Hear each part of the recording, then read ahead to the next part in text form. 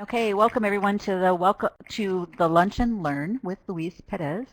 And we have about 12 questions that we'll be asking that have come in through the Google form, but we certainly welcome you guys to ask questions as well. And before we get started, we wanted to have a few kind of plugs for McCall. This is being sponsored by the Special Ed Interest Group of McCall. And just a quick, I guess maybe I shouldn't assume, but I assume that everyone was pretty comfortable with Adobe Connect nowadays. And just to test that, I want you to raise your hand if you are a member of McCall's, the SIG-SPED McCall. So you would just go up to the top and find your hand thing, and it looks like everybody's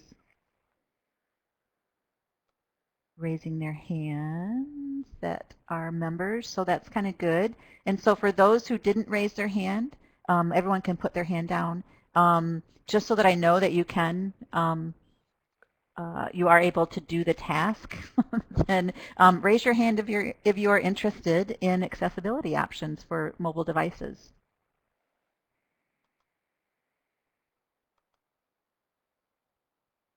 And Anissa said she can't hear anymore. Can people still hear me?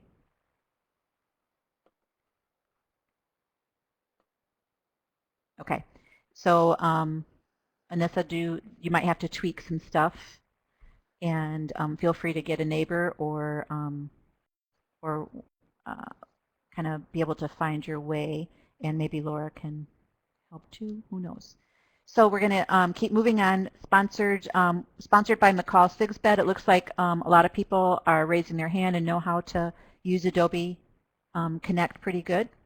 And our other kind of plug is the actual conference for McCall. It's in a couple of weeks, 3 weeks, and in Detroit. And there's still plenty of time to register. And we are very happy and proud to have Luis with us, as he's going to be a featured speaker during the conference, I think on Thursday and maybe Friday. He can clear that up for us. And he's also, the reason why we're kind of doing this Lunch and Learn is to promote the pre-conference sessions that he's doing on Wednesday. So the morning session is, he will do, I believe it's about 3 hours of accessibility for iOS 8. And in the afternoon, he will be doing accessibility for Chrome and Android. So again, very nice opportunities to be able to work in a close setting with him. Our annual meeting for SIG-SPED is on Thursday at lunchtime, so do come and find us, and you'll be able to not only have a good lunch for $7, because I think we're charging $7, might be $5 to attend the meeting, and that will pay for your lunch. And if you've ever eaten lunch at Cobo Hall, you know lunches are a lot more expensive than $7. And we'll also be having a good speaker, Jeff Crockett, and I think a couple partners of his will be talking about just some features in the browser Chrome that will help students with special needs. So those are our 2 plugs, meaning the conference, the pre-conference, and the SIG-SPED annual meeting. So with that, I'm going to let Luis introduce himself. Just, whatever kind of a little intro that you'd like to, for us to hear about you. And then I will, as soon as you're ready, I will begin with question 1. So just let me know. Thanks, Luis. Sounds good. Hopefully everybody can still hear me after I figure out how to unmute myself. But good morning, everybody. I am so happy to be here for this Lunch and Learn with you, and hopefully it will give you a preview of what the pre-conference sessions will be, where we'll explore some of these topics in more detail and in a more hands-on way. I'd really like to do hands-on. I think that's the way that you learn best, especially as adult learners. We all learn by doing a little bit more. Just to tell you a little bit about myself, I'm an Apple Distinguished Educator. I'm also a Google Certified Teacher. In both of those roles, I promote accessibility and inclusive learning, and that's what I do right now. I'm an inclusive learning consultant. You're all going to get really mad at me when I tell you where I'm based. I am based in St. Petersburg, Florida. Beautiful St. Petersburg, Florida. So don't hold that against me. But I love what I do. I have a passion for it because it's not only my professional mission, it's also my personal mission. Since I am a person with a disability myself, and I use a lot of the accessibility features on a daily basis to get my work done, and I used them while I was a student to get through school. I just finished my doctorate in 2013 in special education with a minor in instructional technology from University of South Florida. And so that's really been sort of my journey with accessibility. It's been something that's helped me a great deal, and I see it as my mission to share that goodness that I've gotten from the accessibility features with other teachers, so that they can in turn provide access for their students. So that's me. That's a little bit about what I do. I do have a website, and I do share everything that I put online. With very few exceptions, it's free. So if you go to the website, which is on the screen right now, luisperezonline.com, you can go to the resources tab and you can see all of my resources that I share. Oops. And also, of course, I love to continue the conversation online through Twitter. Twitter is a great place. It's basically the teacher's lounge online now. So just follow me on Twitter as _Luis F. Perez. Funny joke, well, maybe not so funny, but the underscore is because Luis Perez is the equivalent of John Smith in Latin America. So it's like half the phone book where I live, and so I had to get creative with a little symbol there. So that's enough about me. Let's talk about you and what you want to learn. So let's go ahead and get started with our questions. Great, thank you.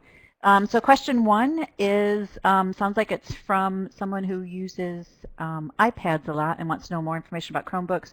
So are there AAC apps for Chromebooks? And if you could choose a mobile device for a student who needs augmentative communication, then what device, not app, would you want to start with? Well, so the answer, I'm going to preface a lot of what I'm going to say today, and I'm not trying to be a politician or anything. God knows we hate politicians these days, but the answer is always, it depends. And it really depends on the person, it depends on the environment, it depends on the task. So there is a really nice framework called SET, S-E-T-T, and it stands for student, environment, task, and then finally the tool. So I want to preface everything I say by, I always look more at a framework and a holistic way of considering assistive technology. So I'm going to say that I have a preference, but that's my preference and it works for me. It may not work for everybody. In terms of AAC, I don't think there's any competition to the iPad there in terms of the variety of apps that you can put on it, and also the robustness of some of the apps. They range from the free to the $300 or $250. So you can find an app that kind of matches what you need to do with it. My favorite, I like Sounding Board from AbleNet.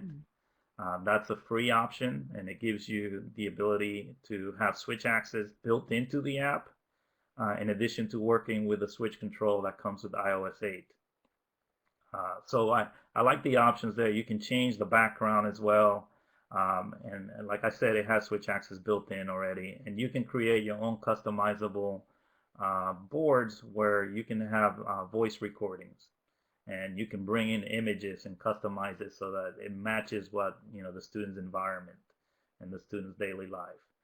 On the high end, there's Proloco to Go. But for some people, that may be overkill. And there are others in that same price range, Predictable, Touch Chat. So in terms of the development community, I think iOS is where it's at right now in terms of AAC. If you want a device that it's not just a dedicated communication device, but you can use it for other things as well. And what was the name of the one from AbleNet? It's Sounding Board. Sounding Board. And the price Laura, would you mind finding a link for that and putting it in the chat for me? Go ahead. The price is $0. Oh, so there you go. Free. Wonderful. Right. Any other questions about that question from the gallery here? Feel free to type it in. We're going to move right to number 2. What would you suggest is the best app or software for Chromebooks or Androids for reading for special ed students? Um, well, I have, there is an ebook reader that I use on my Android device. So I'm going to just open it up here and tell you the exact name. It's called Moon Plus. It's a Moon, and you can look that up in the Android store, the Google Play Store. Hmm. I'll put the name on there, Great.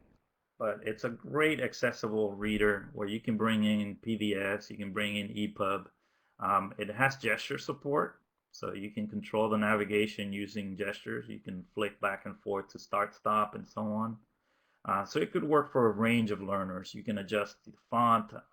What I always look for in a reading app is the ability to customize, to be able to change the fonts, to be able to change the text size. Uh, it has text to speech built in. So I would say that's sort of the equivalent of iBooks on iOS Okay. for as a reader, right? Right. It doesn't have some of the note-taking capabilities and so on, but just as a reader, that's a great option. Moon Plus.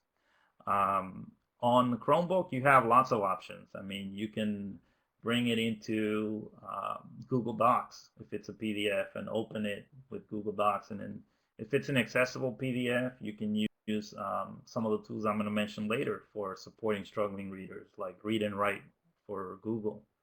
So there's lots of options there. There are online readers as well and extensions that you can add, but that's one that I really like, Mhm. is the Read and Write for Google, and I'll probably mention that one several times. Okay. And they also tagged on the end of this for app. What about for Apple products then? Some For Apple reading. products, it's easy. iBooks. Yeah. Actually there's three options that I would mention on iOS. iBooks obviously because it's the free option. You don't have to really spend money on it, and it's really robust in terms of the supports that it includes. I would also say Voice Dream Reader. It kind of takes some of the accessibility features like speak selection, where you can select text and have it read out loud, but it takes it to the next level in that you can purchase additional voices. And it allows you a lot more customization in terms of the word highlighting. So you can change the color of not just the word highlighting, but the line highlighting as well. So I'd really like that one. And then, of course, if you're a Bookshare, and we have several questions about Bookshare, but if you're a Bookshare user or subscriber, then the Read to Go app allows you to open up the books from Bookshare. So those three are sort of my go-to options when it comes to readers on iOS. Nice. Great. There is Read to Go, but what is best for non-Apple products? For accessing So Bookshare, Read, um, that's what I think that they are probably getting at. yeah, well, on Chromebooks, they do have an extension. I have it installed here. Let me see if I can find it.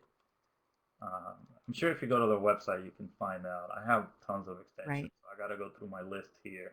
I don't enable all of them because they eat up all the memory, but I will turn them on as needed, and I'll talk about that a little bit because there was a question about that. Bookshare So web, you think that if they went to the Bookshare website, then they would be able to yes. Um, find all the options? so Read to Go is their iOS app, but they also have something called Bookshare Web Reader, and that allows you to pull up Bookshare content in your Chrome web browser or your Chromebook. It's an extension, so you install it just like you would any extension for Chrome. Those are probably your two best options since they come from Bookshare itself. Right. Okay, this is timely. How can you keep track of all of your extensions and apps? See, I was just leading into that. That's right. So there are a couple of, whenever I set up my Chrome web browser, a couple of the extensions that I found that really help. One is called Extensity, and what that does is it gives you a pull-down menu of all your extensions. And then as you go through them, you can just tap on the name of the extension or click on it, and it turns it off. so it's not eating up resources on your Okay. browser. And then if you want to use it, then you can just click on it once and it brings it back on, so it's active. And so the list of extensions is wide here. Extensions and apps, it does both for Chrome. And so it's nice to be able to manage them that way.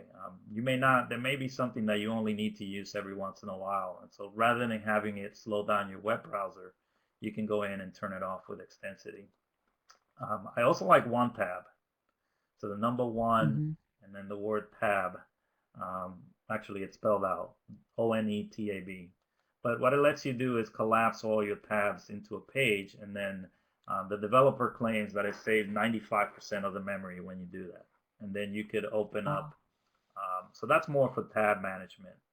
But it also does help with extensions if you have a lot of them running on, in multiple tabs. But Extensity is my favorite for doing that kind of work. And I see a couple people are writing. C. Wright loves one tab. If anyone else has any ideas on how they manage all the extensions, feel free to put it in the chat so we can all kind of learn from each other. Next question. From your experiences, which tools have been the easiest to use for students? That's a great question. What I found is built-in options, right? So built-in options, like on iOS, you have speech selection, which is the built-in text-to-speech. And the nice thing about that is that it will be the same on all of your iOS devices. So unlike apps, apps have a little bit of cognitive load to them, right? They each may implement the same feature differently. So even something as basic as text-to-speech, there's always a different way of doing it on each app. Whereas with speech selection, it works the same across all of your iOS devices, from your iPhone, your iPad, and so on. And that's the case with all of these built-in accessibility features. VoiceOver works the same whether you're on an iPad or an iPhone. And actually, with your trackpad on a laptop, it works pretty much the same way as it does on an iOS device. So basically, the concept is you learn it once and use it everywhere. So I found that the built-in options like that tend to be easier for students to comprehend and use and get up to speed very quickly. Good. iOS 8 accessibility on first or second generation iPads performs a little differently than it does on third generation or later iPads. For example, the microphone icon does not appear on the earlier iPads. Are there any other differences in regards to accessibility in different generations of iPads? Yes, this person is actually being kind when they said it works differently. If you upgrade to iOS 8, differently means slower. Okay. On your older devices. So just something to be aware. And that's not unique to iOS devices. That's really with any computing device that you have. As you upgrade to a new operating system, there may be new features that take advantage of the latest hardware. So they mentioned dictation, and the reason why it doesn't work on all of the devices, again, that has to do with the processing that takes place. So only certain, usually I tell people that if you have one, like either the current one that's out or the last version, you should be okay. You should be able to use dictation. The big difference in iOS 8 in terms of hardware and accessibility is that iOS 8 on the two latest versions of iOS devices supports Alex.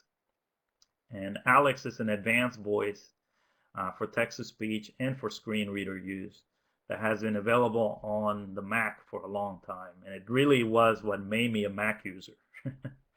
When I heard Alex, I was done with other platforms. So that is available now on iOS devices, but if you don't see it in your accessibility options for speech, that means your device does not support it. It just doesn't have the processing power to handle the processing that's required for Alex to work. So again, if I just want to be clear. So iOS 8 is what has that's when Alex was introduced to iPads? Yes, correct. Is that correct? And then, but if you have, like a second generation or an older, so to speak, iPad, then It will even though not. you have 8 on it, it might not work. It will work Or with, for sure it's not going to. yes, for sure on the iPad too. Okay. Again, Apple has a list on their website. So rather than me trying to recall it off the top of my head, Hmm. but I generally tell Hmm. people if you have whatever's out now and whatever the last generation of devices was, you should be okay. Right. We still have so many schools who they jumped in on the bandwagon and got iPads right away, but with No no plan. plan to, yeah. And so now their 3 years are up, and and so they have all of these iPad lower generations. I'm not sure if they're all ones, but Well, certainly twos, and with absolutely no support to. Um, unfortunately, sometimes I tell people probably your best option is to lease mhm. rather than purchase. These things depreciate like anything having to do with hardware and technology. It depreciates the moment you take it out of the box. So if you can And lease and then have the option to buy back, that can help with that. and I think that some of us who've been in the field for so long that it still is surprising us that like it's not it doesn't come second nature to us that next year there will be stuff that we never even thought of or believed could happen are happening on our devices. And so I think that's part of it. When we saw a lot of us when we saw the iPads, it's like, oh my gosh, and how wonderful, and this is blowing me away, and we couldn't believe that anything would be better than this. And now, pretty much an iPad 1 is, there's not there's certainly a lot of use in it, but there's so much more that can be done. So, Right, right. And I feel sorry if you have an iPad 3, by the way, because that was only around for about 6 months mhm. before they upgraded. So, but there's good things to that fast pace of technology. At least for our students, it means that new features and new options are coming out very quickly. But it does make it hard to manage the pace of innovation and so on. Yes, it does. Question 8. What are your favorite Chrome extensions to help the struggling writer? So I'll combine. I think there's two questions. One is the struggling reader and the struggling writer. Yes. And a Yep. lot of these apps really are targeting both. And actually, you can benefit from both because sometimes as you write, you may need text to speech just to check what you've written, make sure that it sounds right or that you can catch errors. So in terms of my extensions, I already mentioned read and write for Google. I think it's one of the more robust extensions out there that you can get. And when you open that up in Google Docs, you'll have the word prediction, you'll have the text to speech, a number of different options that can benefit struggling writers. I also like the Co-Writer Universal extension, and I've been playing with that lately. I just got it recently, but again, that also has the word prediction. So those are a couple of the more robust ones. Of course, those are not free. You do, when they become more robust and have more features, then there's development costs associated. And so, but here's the thing with read and write for Google. As a teacher, you can go to their website and you can submit your email address and you can get it for free. You can get a yearly subscription for free. So I would highly recommend that. You would still have to purchase it for your students. And the way those two work, I believe, is on a subscription basis. So, you know, those are two to check out. Somebody mentioned TLDR. That's a great extension. What it does is it takes a long article and then it summarizes it, and you can select different levels of summarization. So that can take a really complex article and just kind of give you the bare facts. I found that one to be sort of glitchy sometimes. It depends on the article and how complex it is. Some articles can kind of throw it off. And then there's a number of text to speech extensions. Speak It is one that I really like. And then of course the Chrome Speak. The only thing with Chrome Speak is that it doesn't do the word highlighting, which could be helpful to some students. But at least it gives you some text to speech capability.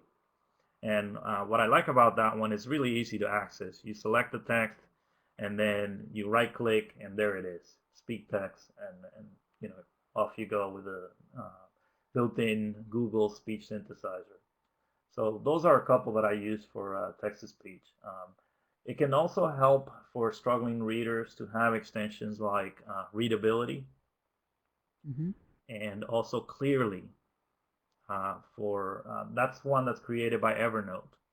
And what those two does is they remove a lot of that distracting content, a lot of the navigation on a website, for example, a lot of the ads, and all that blinking and pulsing stuff that can distract students from the understanding what they're reading. On iOS devices and on the Mac, you also have Reader built into Safari. And that doesn't work on every website, but on websites that support Reader, you'll see a little icon in the address bar. And when you tap on that icon, it does the same thing that the readability extension would do. It gets rid of a lot of that extraneous content. So it really helps the student focus on, what they need to understand instead of all that extraneous information. So they And usually go. using that, yeah, I was just going to say, I'm sure I'm saying what you were saying, but the reader button along with the speak selection, I mean, that's, yeah, a wonderful 1-2 punch for students who are easily distracted, or I even use it when I'm when I'm working out. It's nice for me to just be able to just see where my text is and not have all of that other distracting stuff along the side, and then go ahead and do speak selection, and I'm good. And on the Mac, you can actually select the text and send it out as a iTunes spoken track. So you can use Alex and just have that text sent out as an audio file that you can turn over to your device. Take it with you. A lot of my higher ed students would do that because I worked at a commuter university, so everybody came in, from other parts, and it was nice to be able to take a PDF or a document and save it as an audio file that you could review on the way in. Pam Shabby was asking, what about completing worksheets? Do you have suggestions for apps or extensions that will help do that? There are a couple of apps that I've used. Abby or Claro PDF is one of my favorites. You can, if you have that worksheet as a PDF, you can bring it into that extension. The nice thing there is you can annotate on top of the PDF and then save it back out with those annotations. So it's a nice option for providing feedback and so on. The other thing is for Chrome, Read and Write, or Text Help, the company behind Read and Write, has a plugin, or if you will, or an extension for Google Drive called Snapverter. And what it does is you can upload a PDF and then it can convert it into an accessible format so you can listen to it with text-to-speech. So that may work in terms of sort of converting that paper version of that worksheet into something that's a little bit more accessible. And again, that was Snapconverter? Snapverter. Snapverter. Yeah, I'll see if I can find a link, but you can always go to the Text Help website and find that. Okay. I also use an app called Prismo quite a bit on iOS devices for scanning. So it lets you use the camera on your iOS device to scan a simple document, and then you can bring it in, and again, it does the conversion for you into OCR so that it's accessible. With all of these things, though, the more complex the document or the worksheet is, then obviously the more work you're going to have to do with fixing things. But for simple documents like a worksheet where the text is nice and big and it has good contrast, and if you do it in good lighting, it can work pretty well. I was with a group of people, and they were looking at, and the name of the app is escaping me, but you may know what I'm talking about. I think it's KNFB. Yeah, but it's a scanner app. Yes, I can speak to that one because I have it right in front of me. I use it. Great. Yeah. Yeah. Please. KNFB Reader. the big drawback to KNFB Reader is the price. I think in the age of 99-cent apps, primarily games and photography apps, I think we've gotten conditioned to expecting everything to cost 99 cents or $10. But sometimes there are technologies that do take a lot of effort and time to develop, and KNFB Reader is one of those. It's got the best recognition that I found. Yep. But it is $99. It was My hope. half price like last week or so, but it was half Oh, price. yeah, that would have been a good I time know. to pick it up. The one thing that I hope that in the future they will do a subscription model where, if you need 20 scans or whatever, you can purchase 20 scans. And then when that's Oh, that's a done, great idea. you can decide, oh, I need 20 more. There are a number of apps that do that, like TapTapC. If you don't know Okay. TapTapC, it's like magic. Basically, it lets you take a picture, and using object recognition, it tells you like what it is. So it will tell you. I've done it in presentations where I aim it at the projector, and it'll tell me what brand it is without Wow. without a person. It just reads the text on that projector and it tells me what brand and what color it is and so on. So there's a lot of work being done in object recognition, and KNFB Reader is sort of the extension of that. Again, it's not cheap, but you have to consider what you're getting and how many different devices it could possibly, how many different hardware devices it could possibly replace. So it can do things Right. like scan text. You can aim it at a PowerPoint on the screen, and it will, if it's a PowerPoint with text on it, it will recognize it. I don't know of any other app that can do that kind of object recognition. And yeah, I was impressed by it, and it had the KNFB app had support for, because I believe it was made for visually impaired. So, Yeah. and it had support for helping you to hold the document or to hold the phone or the iPad the right way to get a better angle at the right, at the picture, or the correct angle of the picture. Yeah, So it would, since it was designed for the blind, yes, they had to put those supports built in order to support the user. Prismo does a lot of the same thing. Like it will actually sort of, if you have voiceover turned on, it will let you know when the page edges have been detected. So it's a nice mhm. little help there. And what was the cost of Prismo? Prismo's $10. Okay. And then I am looking at the TapTapC, and I can tell where you can take 100 pictures for $7.99 or Right. 1 month of unlimited for 10. And yeah, I like that. That's a more Do you flexible think the model. KNFB will do that? Are I they would open hope to so. that? I've been suggesting it, and I think a lot of people have been suggesting it. I think it gives you a lot more flexibility. Yeah. If you're a user who needs it all the time, then you know buying the unlimited subscription will make sense. But if you're just a teacher that has from time to time may need to use it, I think it's nice to have the option of just buying the scans you need. So, Great. I always say all of you play a role in this. You can always call developers. You'll be surprised that not all of them are big publishing houses. A lot of times it's a mom and pop or a small 3-person team somewhere developing these apps. And sometimes they just don't know what's needed beyond what, their original idea was for the app. So, you know, you can send them emails, you can contact them on Twitter, but you can make suggestions. We can definitely play a role in making these apps better and definitely more accessible. Pam, did we answer your question? I can't see Pam's question, so let's see what was the question. And it was about the Okay, she says yes. I can yep, see it. on Chrome. So, yay. Okay, so we're going to move on. And again, remember, people, feel free to throw questions in there in the chat box, and we'll answer as much as we can. So the next question is about your pre-con session. Will you be demonstrating how teachers can share downloaded Bookshare files with students who are using Chromebooks?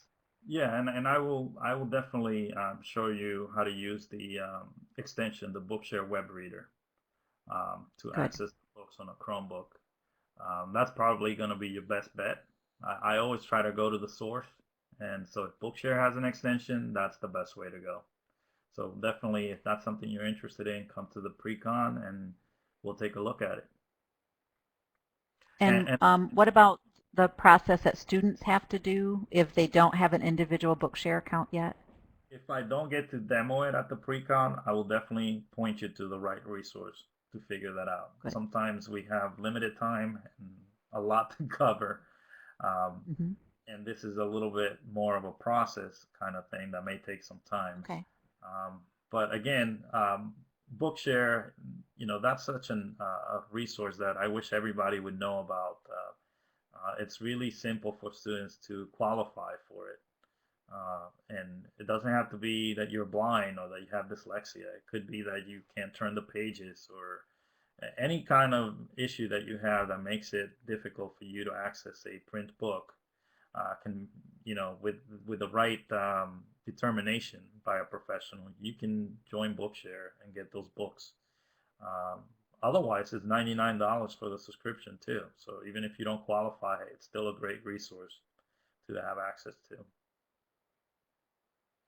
Okay. Question. We have two more on the list, and then again, I'm hoping that there may be a few more in the chat box if people have questions. So, what is your best app recommendation to use on both the iPad and the Chromebook for demonstrating knowledge in a presentation form? Oh, that's a tough one because again, I try to say that it really depends on your setting and what you're trying to do. Mm-hmm. My favorite app, though, or I hate to do this, but okay, I tend to focus on content creation apps. So let me preface it by saying that Mm-hmm. I'd never look for a content specific app. So you'll never hear me recommend an app for third grade math and fractions. That's a very limiting app, and once your students get tired of it, then it's on to the next app for third grade, math, fractions, or whatever it is. Right. So what I tend to recommend is sort of open-ended apps where you can make them into whatever you want. So I would say iMovie. And the nice thing about iMovie is you can get it for free if you when you buy a new device. So um, it is a nice app that allows you to demonstrate your knowledge using video, images, audio, because you can narrate. You can do your music in GarageBand, which is another free app now, and bring that in as a soundtrack. So then you're not worried about copyright issues. So iMovie, because it's so flexible, is probably my best app. Unfortunately, there is an extension, but not quite, which is WeVideo on the Chromebook. I tried it. I've been really frustrated by it. It probably has to do a lot more with the fact that my Chromebook is not as powerful. So doing things like video on a um, mobile, on a Chromebook sometimes can be laggy and so on. Sorry. I'll try to call. Sorry, I'll try to call later. Sorry. But I like apps like that. I like Explain Everything. I like Keynote. Keynote's a great app, and a lot of people don't know that it has accessibility. So you can go in and you can add descriptions for images and so on. So again, it's not the specific app. It's more the type of app that I'm looking for. It's something that I can take and make it what I want to be. And even if it wasn't designed for kids with disabilities or special needs, if we are creative, we can come up with ways to use it in a variety of ways. So from a UVL perspective, which is really what I advocate for, that's what I'm looking for. It's the fact that I can provide options for how students show their learning. I know I have a mic so I can talk. I know other people would have examples as well, so feel free to type them in or to start talking. But my grandson asked me to help him make a PowerPoint presentation, And after I, started breathing again, because I thought, please don't make me, you know, do PowerPoint with a young person. So, but we used Educreations, and Yeah. so very easy for him to do, um, and he was able, to pull in pictures and to talk, have it record his voice and the whole thing, and like with no learning curve at all.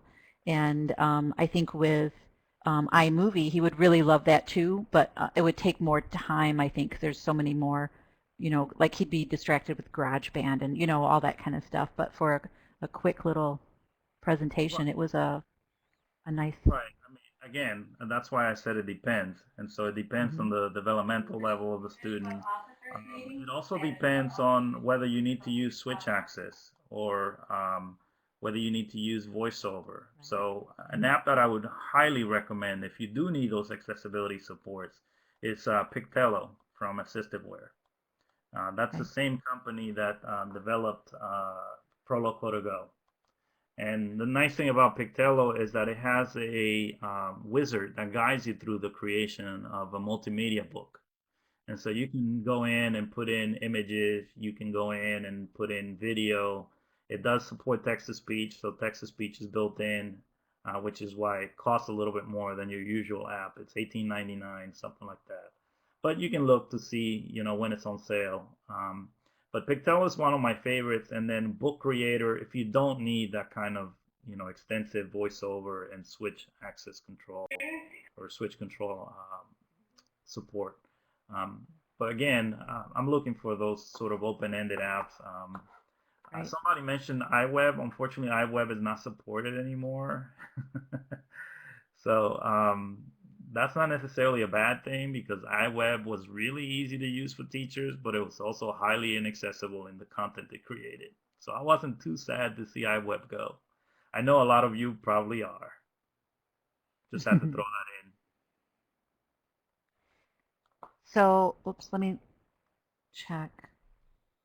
One last question that was on our list, generated from the Google form. Can you hear me still? Yes, I can hear Oops. you. Uh-oh. Now I don't hear you.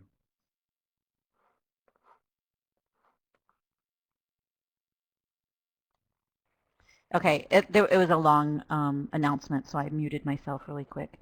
But so the last question on our list is, if we want our students to be best fit technology-wise, what recommendations for software should they learn? Oh, I don't think it's about the software. I think if you're asking that question, I would hope that you would reconsider and redirect. Uh, it's not really the software, it's the skills and the mindset. Because technology is changing so fast and there is so much information to manage and so on. So, it's not how many different apps for editing video or creating a presentation. It's that what makes a good presentation, what makes something visually appealing, engaging, and accessible.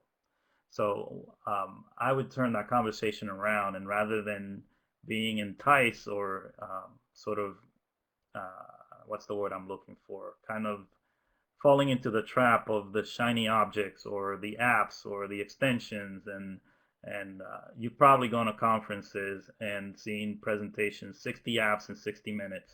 And I think there is a sort of a mindset in education of trying to fill our bags with a lot of stuff.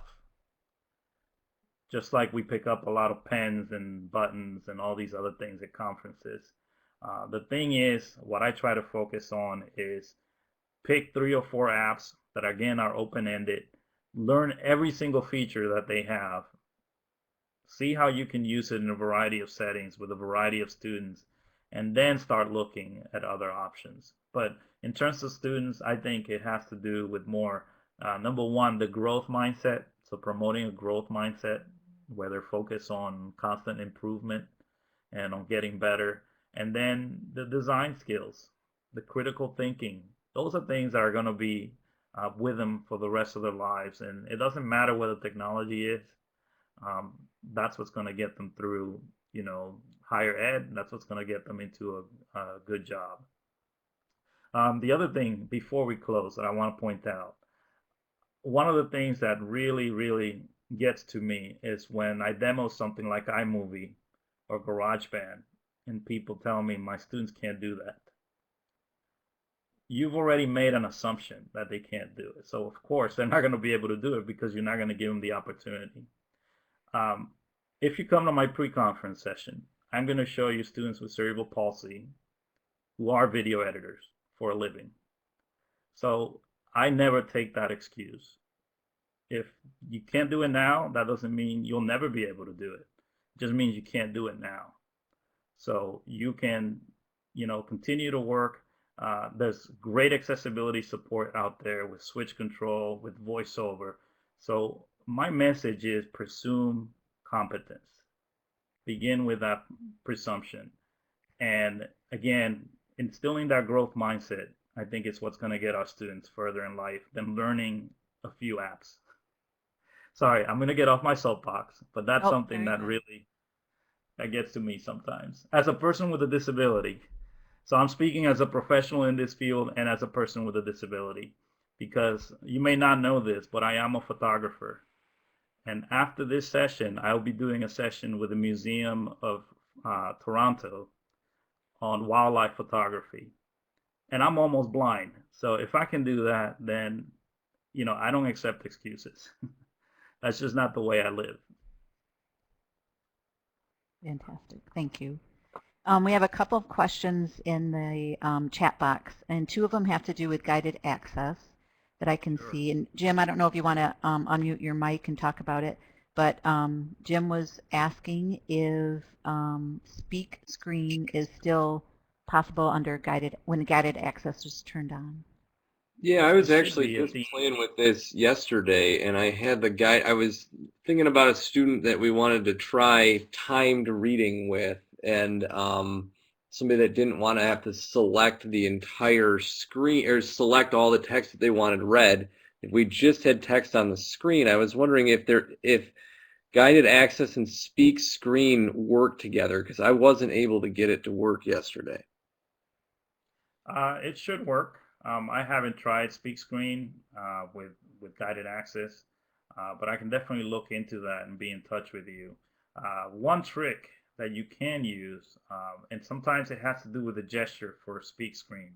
So for those of you who don't know, speak screen is sort of a new feature in iOS 8. It complements speak selection. With speak selection, you have to select the text first. You sort of have to draw a selection around it using your finger, and then you can have it spoken out loud. With speak screen, you can swipe down with 2 fingers from the top, and it will read everything on the screen, including all the interface elements, so all the buttons, all the text. What's nice about it is if you do it while you're reading an ebook, it will also flip the page for you when it gets to the end of the page. So here's the trick that may work for you, Jim. Was that Jim that asked that question? Yes. I think it was. Okay. Use Siri. A lot of people don't know, but you can just say, bring up Siri and say speak screen. And if the student can't hold down the button, then you can also bring up Siri with assistive touch. Or you can bring up Siri with switch control. So it's one of the options in your scanner menu for switch control. So there are a variety of ways that you can activate speak screen. The other option there is one of the features or one of the options for guided access is enabling the accessibility shortcut. So if you turn that on in your settings, what that means is that while you have guided access turned on, you can still triple click home and bring up some of the other accessibility features so that you can use them while you're in the guided access session. So give that a try, and hopefully that will work. I would definitely turn on the accessibility shortcut. That may enable the speak screen as well. Are you good with that, Jim? I hope so, because that's all I got. Good with that. I was trying not to interrupt them and just typed in the chat box. That's a good thought. I'll give those things a try. Thank you. Sure. And then I had a question about guided access too. Somebody asked me yesterday, and I assumed it could, but I don't know for sure, and I haven't tried it. can a Bluetooth keyboard still be used when guided access is on? So say there's an app and it requires the student to type. Yes, it should be able. I mean, it won't not. It's not going to block that. Okay. However, if you do want to block it, there is an option to do so in iOS 8. Okay. You can disable the keyboard. So there are certain settings where you may want to do that. Like you don't want the student to be able to search within an app, for example. Like Right. let's Right. say that you assign a passage, but you don't want them to be able to go in and search for other passages. There is an option under your settings for, so you start guided access, and then while guided access is running, when you triple click home, you bring up the option screen. Mm-hmm. One of the options there is to turn off the keyboard. Okay.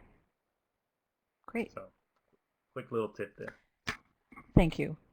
I appreciate that. Any other questions for Luis or anyone else that's on the call today? Feel free to shoot. See if you can stump me. That's not too hard to do. So instead of lunch and learn, it's try and stump Luis. It's not too hard to do. Accessibility is such a big field, and we're all so unique and so diverse that, again, what works for one person may not work for another. And we're a creative bunch within accessibility and within assistive technology. We're always coming up with new solutions that nobody thought about before. Mm-hmm. All right. Well, I don't see anyone typing, so we're going to go ahead and end this session. And Luis, sincerely, I appreciate you, taking the time out of your day and for everything that you've gone through to go the extra mile to work with us from the SPED interest group of McCall, and for everyone showing up today. It's been wonderful. We really appreciate it, and can't wait to meet you in person in a few weeks and hear more about what you're doing. Can I plug a few things? Please do. They're all related to the conference. So as was mentioned at the beginning, I am doing 2 pre-conference sessions on Wednesday. So I'm doing iOS in the morning and then Chrome and Android in the afternoon. But I also have some sessions that I'm doing during the conference itself as a feature speaker. So I'm also doing a photography session. So if you want to learn more about photography with mobile devices and how you can use that to engage and motivate your students and make connections to the curriculum, that's a session that I'll be doing in the afternoon on Thursday. And then I'm also doing one on ebooks and how to create accessible ebooks with Book Creator and with iBooks Author. So even if you don't have a Mac, as long as you have a mobile device of some type, like an Android tablet or an iPad, you can come and learn a little bit, see some examples of accessible books. The other thing, 2 other plugs, I do have a book. It's called Mobile Learning for All, Supporting Accessibility with the iPad. And then I also have a few on the iBookstore. And the ones in the iBookstore are free. So one is called A Touch of Light, and it's all about photography and accessibility. And then the other one is called I'm More Powerful Than You Think. And it's a project that I've been involved with a few friends of mine, and we recorded videos and then combined them into an ebook where we show people how technology makes us more powerful than you think. So check those out on the iBookstore. You can just search for my name. It's the one place where there's not a lot of Luis Perez's. It's in the iBookstore, believe it or not. So you should be able to find me there, but don't look for me in the phone book. Right. So with Thank that, you very much. So much, everybody. I really enjoyed your questions. They were really, really good questions, and I look forward to seeing everybody on my call. Absolutely. And just for cleaning up for those of you who are interested, the plan is to we will store this recording on our on the SIGSPED YouTube page. We'll send out a link for it, and our hope is to have the list of questions there, and then also have like the time in this 1-hour session about when Luis answered the question, so people can kind of fast forward to stuff that they want to look at. So it'll be a little bit easier for them to. They won't have to sit through the whole hour session. So, yep, so that's the plan. And again, thanks everyone for showing up. Special thanks to Luis and to Laura Griffith and Doug Kish, who have been helping out with this too in the SIG SPED world. And again, hope to see you all in McCall. Goodbye, everybody.